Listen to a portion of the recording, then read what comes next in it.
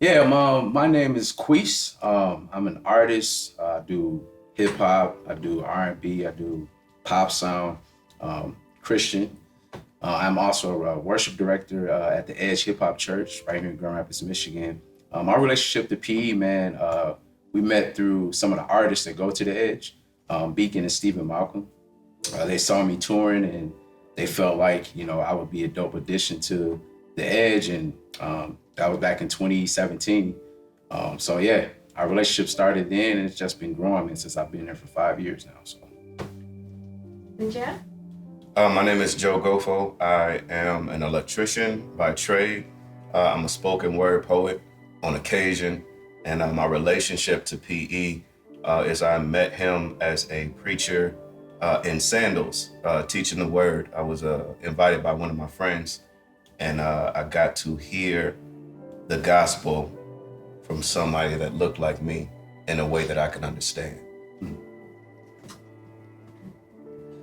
My name is Edify. I've known PE for at least 11 years. I came to the hip hop church called The Edge one Saturday up from Detroit and met PE, met Beacon, a couple other of the leaders there, and started going to college in Grand Rapids about a year later.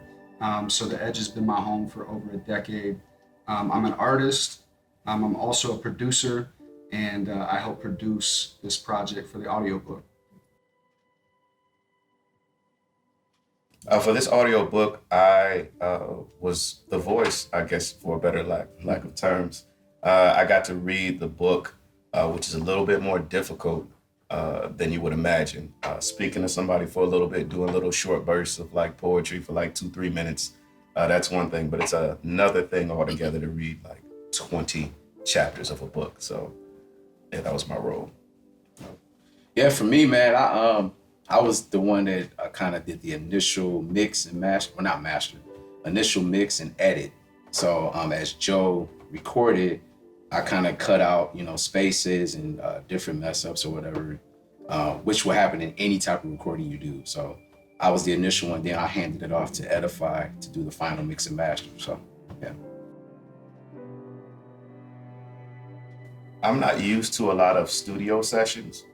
So hearing my voice while I'm reading was like freaky.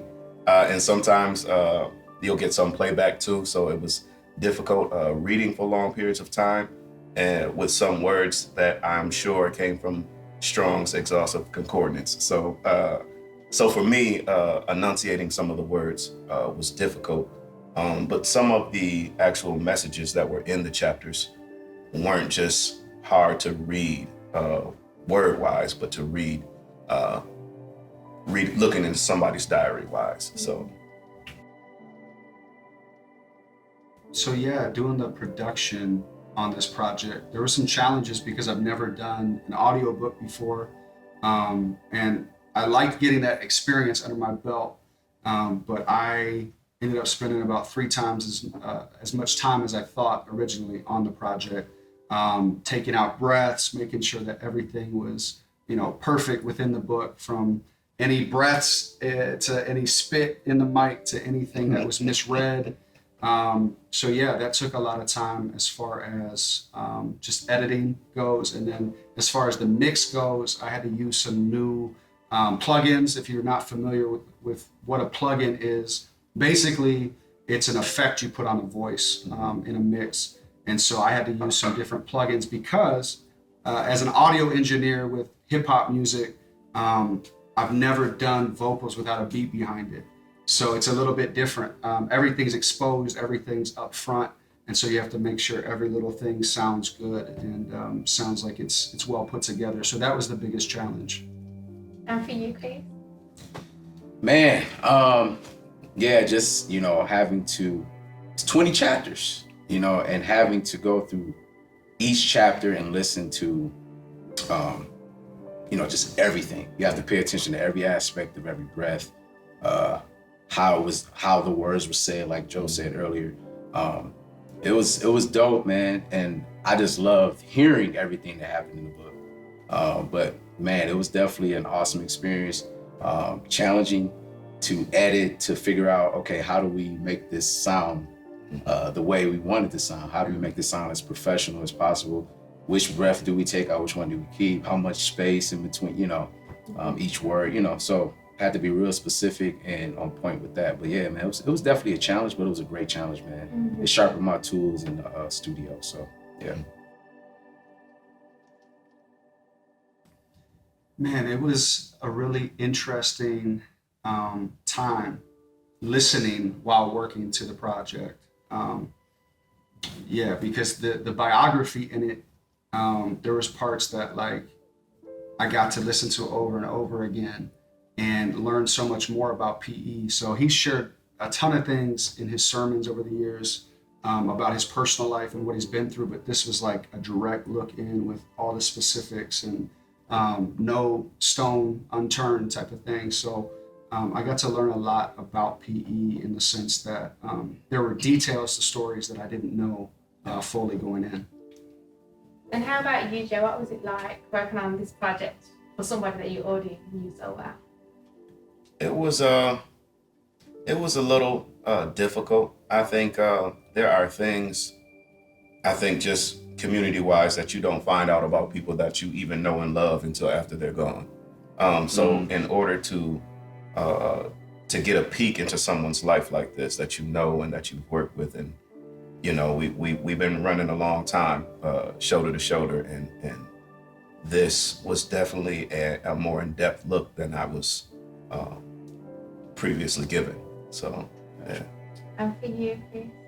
Yeah, I think I know, I've been in P's life a lot lesser time than these two.